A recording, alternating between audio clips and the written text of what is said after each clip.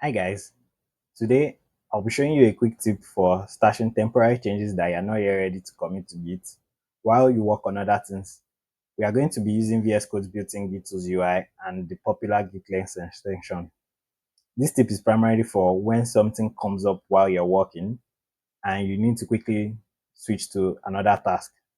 It allows you to store the current state of your working directory and make new changes without affecting the work you've already done. And whenever you want, you can come back to complete the stored changes. The Git tool makes use of the inbuilt git stash command, which saves local changes away and reverses the working directory to match the head of your commit. So let's dive in. This here is an old project. I worked on it quite a while back and the packages are already outdated. So I want to update the package versions and test it. In order to do this, I'm going to be using this tool NCU. So what this does is check the latest versions of all the packages and update the package.json file. So if we go to our source control view and check the package.json, as you can see here, the package versions have been updated. So now, in order to update, I'm going to test and confirm. I'm going to install the packages and confirm that the project still works fine. But before I do this, imagine something comes up and I need to quickly work on something else before I can fully test. Let's say I want to add some documentation. This is when Git stash is used. In order to use Git stash, I'm going to click the ellipsis button here, then go to the stash menu. So there are some options here that are Git stash commands. So in order to stash, I'm going to click on the stash button. You can also use the include untracked option to include new files that have not yet been committed to the repo. So when I click on stash, I can enter a stash message. Let's say updated packages. So as you can see here now, the packages have been, this file has been reverted back to the head. So in order to view your stash, you click on the source control ellipsis button again. You come to stash and click on view stash. So as you can see, the stash message is here and this shows that the stash has been saved. A stash is just a stack data structure if you're familiar with that. So now that we have our stash, we can work on the changes we want to work on.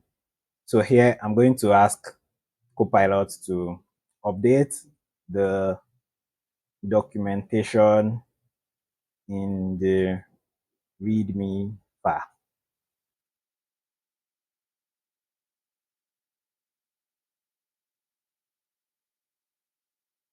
Now we'll wait for Copilot to complete the updates.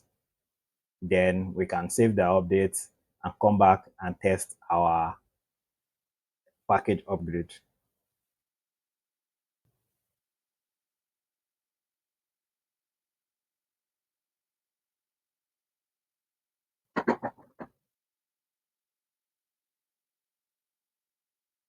Now Copilot has finished updating the documentation, as you can see. I'm just going to accept it and always remember to review your Copilot edit. So let's review. I'm going to go to my changes and view the changes. Um, Confirm there's no security leak. Then commit this to our repo. So this is updated the readme.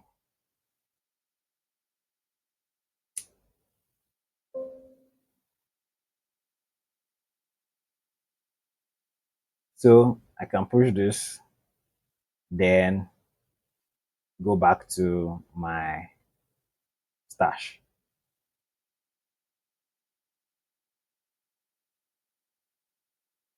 In order to go back to the stash changes and restore it, you can click on the ellipsis again, go to the stash menu, and click on apply stash, pop stash. So for, like I said before, a stash is just a stack data structure. So you know what will happen when you pop. Popping removes the element at the top of the stash and puts it in your working directory, and then deletes it from the stash. So that's what we're going to do now.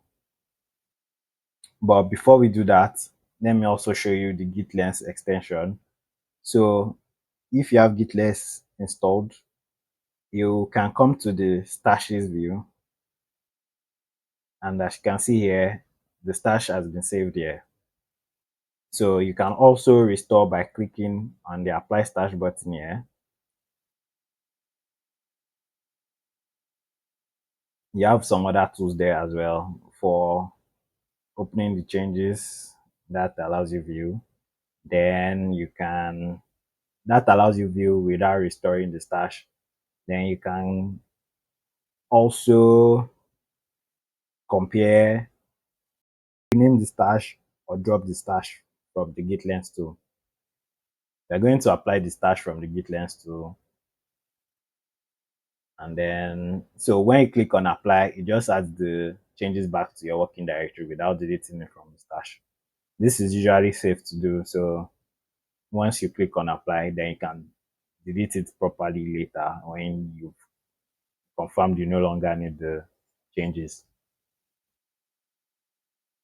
So now, as you can see, our changes are back here.